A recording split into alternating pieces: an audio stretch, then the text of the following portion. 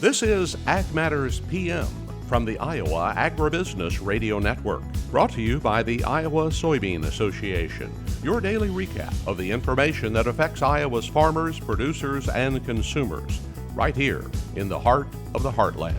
With reports from our award-winning broadcast team of Dustin Hoffman and Riley Smith. Now, from the IARN studios in Des Moines, here's Riley Smith. Well, good day and welcome to Ag Matters PM from the Iowa Agribusiness Radio Network. I'm Riley Smith. Today is Thursday, July 28th, 2022. We're so glad you can join us today. In today's episode of Ag Matters PM, I have the rest of my conversation with Iowa State Fair CEO Gary Slater. We also have a check of that ag weather outlook, but first, let's run down the markets.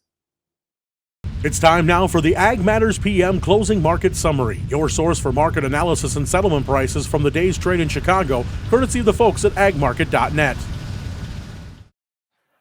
Well, we're at the end of another day in the trading session in the ag marketplace, and for a bit of analysis on what went on today, we go to Brian Splitt of agmarket.net. First off, Brian, what did we see going on in the grains? It was a great day in the grains again, led by soybeans. We continue to have the heat in the forecast, and the midday models today had some rather extreme temperatures. Probably too hot. It seems like the models are kind of feeding on themselves, but what we're not getting thus far is to the back end of the model where we start to see some of these temperatures moderate. And I think that's the main thing that's going to continue to keep the market going. Technically speaking, we had the November soybean contract trade above and close above the high that was made on July 11th. That was a major peak at 1438.5. So we did close above that.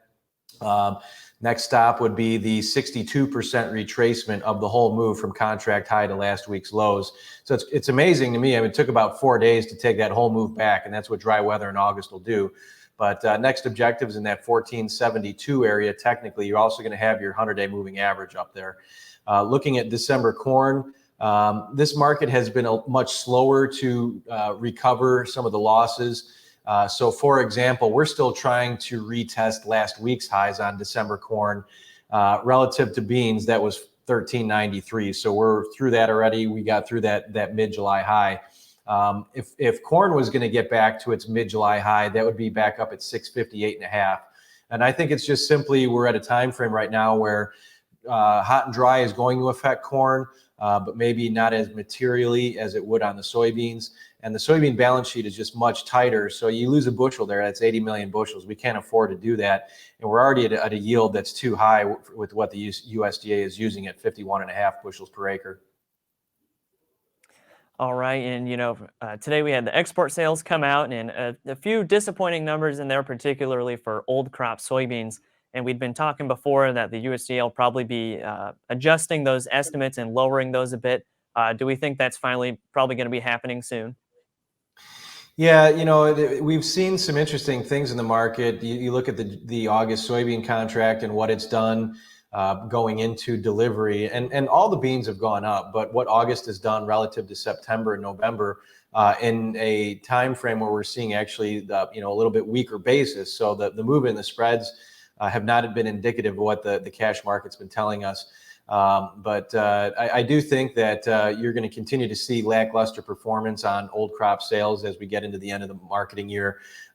Just the Brazilian values are where the buyers are going to go in the world. So that might be something that increases the old crop carry-in ever so slightly. But I think the main issue is what the trade feels we are losing on the production side right now with the forecast. Right, and recently I've been talking with the Iowa State climatologist Justin Glisson, and he said there's a wetter signal kind of in the forecast for the next month or so for as far as rainfall goes. What would that do for the markets? Obviously that's good for the crops, but how does that transfer to market prices? Well, I think in our view right now, what we're doing is a selling opportunity. It's hard to tell how high it goes. It's kind of a combination of keeping in touch with the chart points and then the weather forecast. And, when you're looking at the chart, you just say, okay, well, if we can get through this level, then this is the next objective.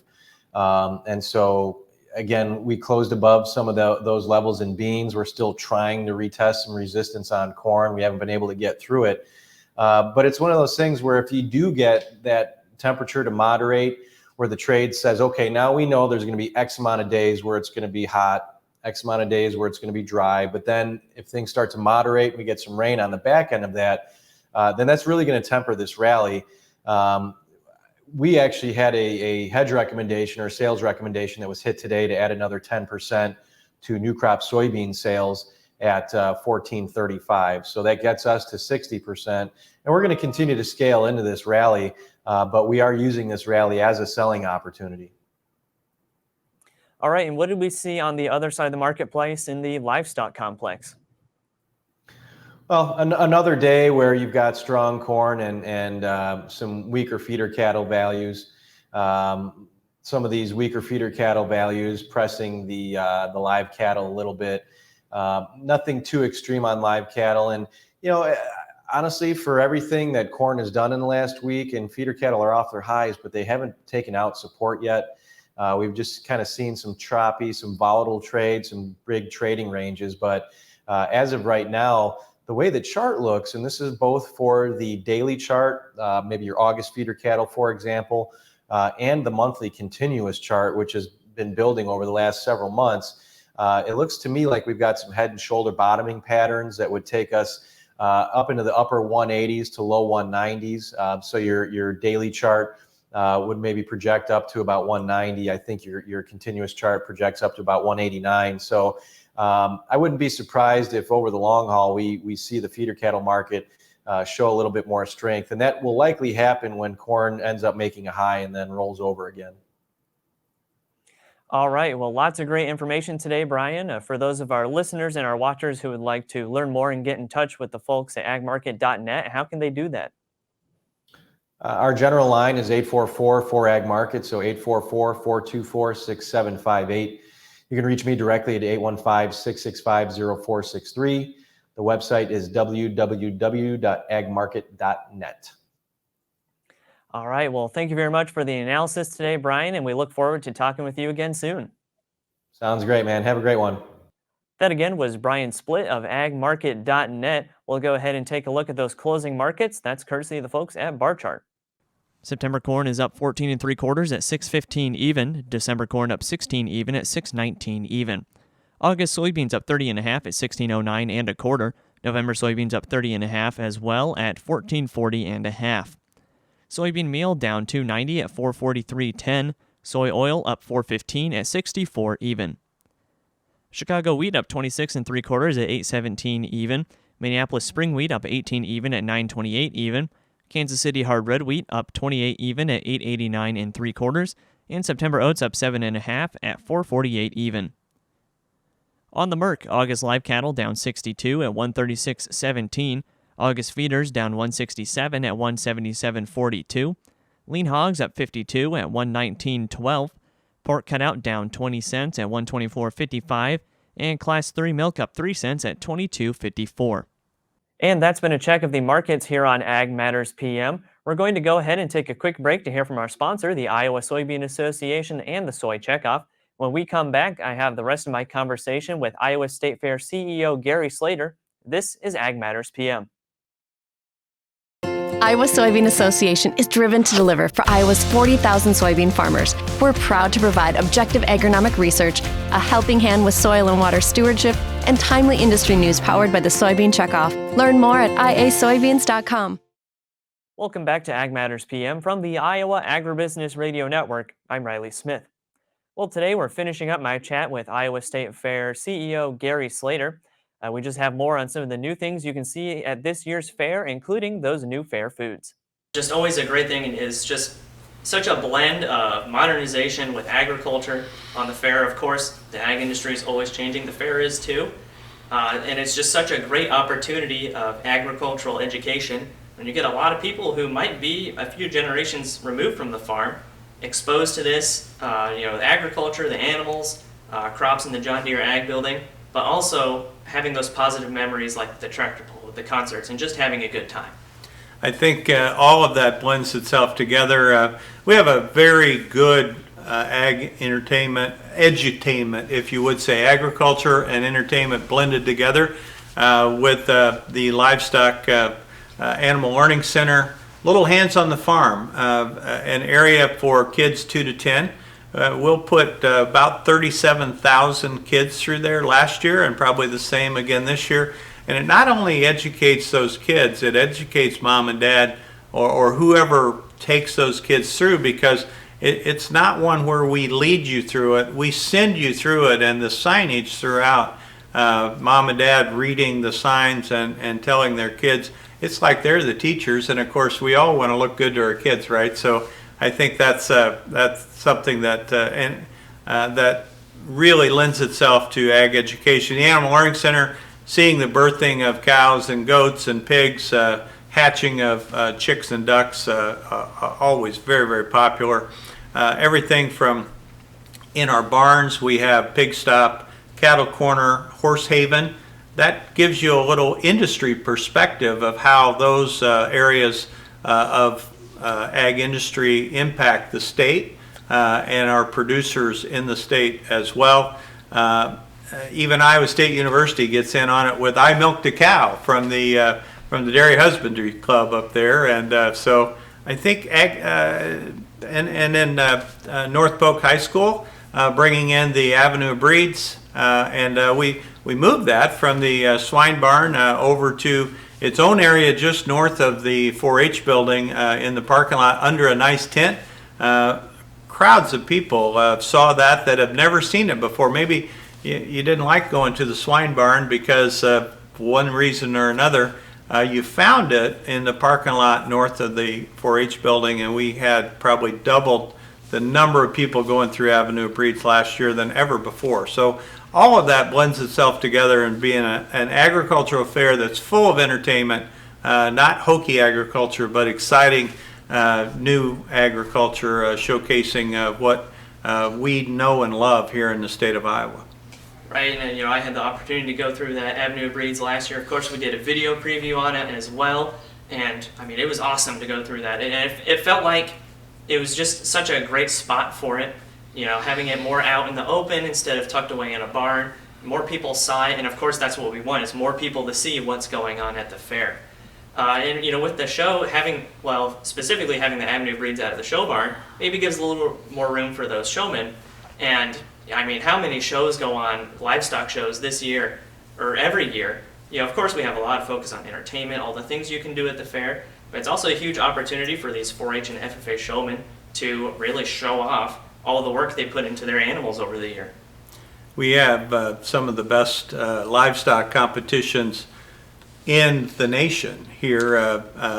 Winning the Iowa State Fair, whether you're in the market animals, 4-H and FFA, or if you're in the open class, our biggest cattle breed, of course, is Simmental, with Angus coming right after that, or if you're in the sheep or goats.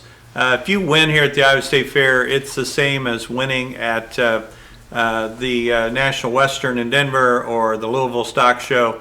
Some of these big shows in Texas, we're on that level, and it's because of the quality of livestock that are born and raised in the state of Iowa, and we have that here. But we also have one of the big things, and you cover it very, very well, Governor Steer Show. That's something that maybe is just a beauty contest for cattle, but it raises so much money for such a great cause with McDonald's Corporation, and then other things showing the opportunity to show with our Bacon Buddies event. Bacon Buddies it gives those that are physically challenged a way to get in the show ring, and sometimes in a big normal open show, it's not an opportune area for everybody to get in there and show, but with Bacon Buddies, we give the opportunity for our physically challenged young people to have a chance to showcase their skills and just be a part of it like everyone else. And I think that touches my heart as well as when you've been down there, everybody around the ring is is cheering them on and seeing them showcase their talents with that. So something for everyone here at the Iowa State Fair. Yeah, and those shows are just such a great representation of the ag industry, the fact that everybody's willing to pitch in and help out. Of course, like you said, with our coverage of the Governor's Charity Steer Show, we see that firsthand of all the work that goes into raising money for it. And then when they help those people out, they often turn around and give back. And there's just such a cycle of giving that goes along with that. There certainly is. And of course, the Iowa Cattlemen sponsored that event and do so much for the Iowa State Fair, from the beef quarters, which we all love, all of the sandwiches and products that you can have there, all the way to supporting the Governor's very special steer show. Right, and let's circle back to the new fair foods now. Of course, those 3 finalists were just announced. So let's talk a little bit about that, the process of getting those new fair foods, and just what that's like every year.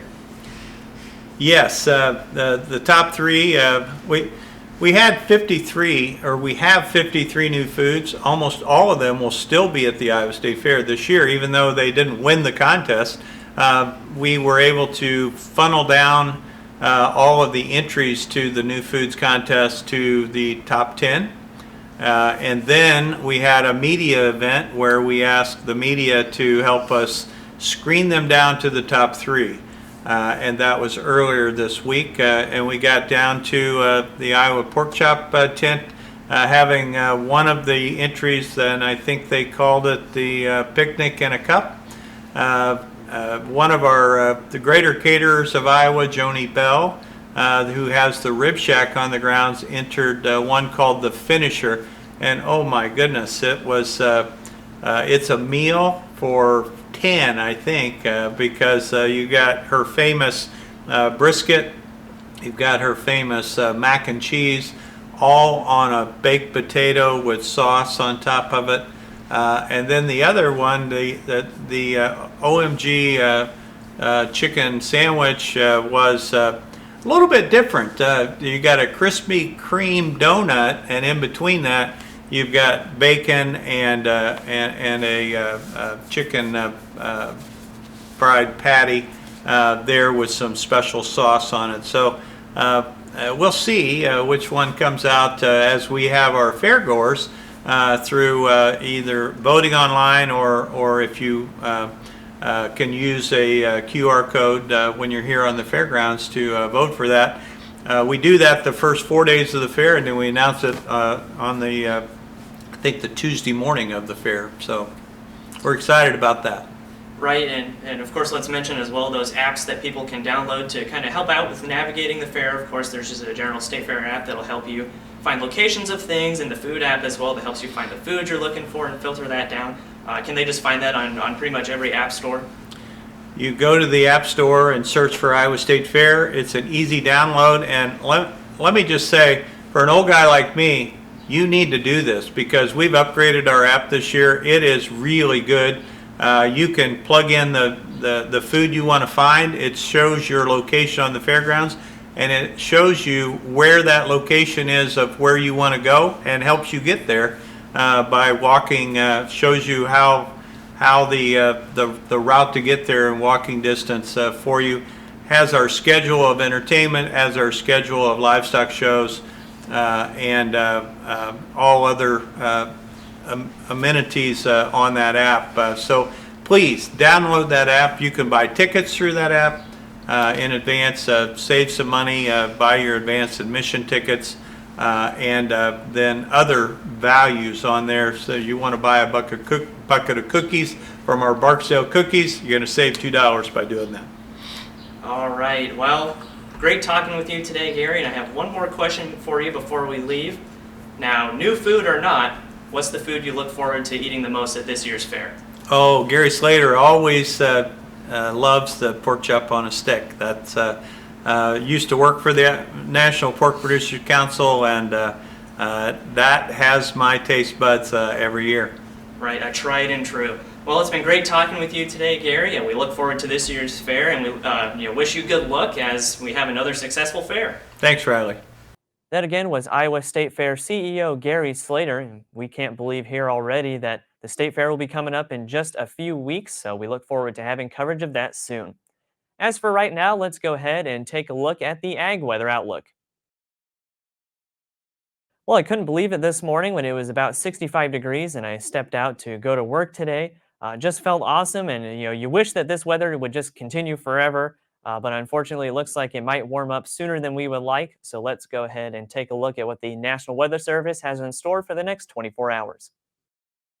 As you can see from the National Weather Service, we have some fairly pleasant weather for the time being. Today we'll have variably cloudy skies, highs ranging from the upper 70s to lower 80s. Tonight, mostly clear skies, lows ranging from the low to upper 50s. And tomorrow, mostly sunny skies, highs ranging from 80 to 84. Looking at the affiliate weather map, as you can see for tomorrow, Cherokee will be sunny with a high of 81, Shenandoah sunny and 82, Des Moines sunny and 84, Waterloo sunny and 80, Albia sunny and 83, and Clinton sunny and 80. For more detailed forecasts in your part of the state, make sure to check in with your local Iowa Agribusiness Radio Network affiliate. And that's been a check of the Ag Weather Outlook, and that also brings us to the end of this episode of Ag Matters PM. You can find all of our content on our website at iowaagnet.com. You can also follow us on social media at Facebook, Twitter, and TikTok. And you can find our previous episodes of AM/PM as well as all of our other video content on our YouTube channel. So make sure to subscribe and ring the notification bell to see when those videos go live.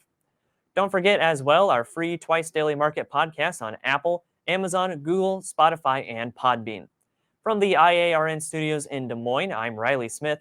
On behalf of Avery Haskell and Dustin Huffman, we thank you for watching. This has been Ag Matters PM.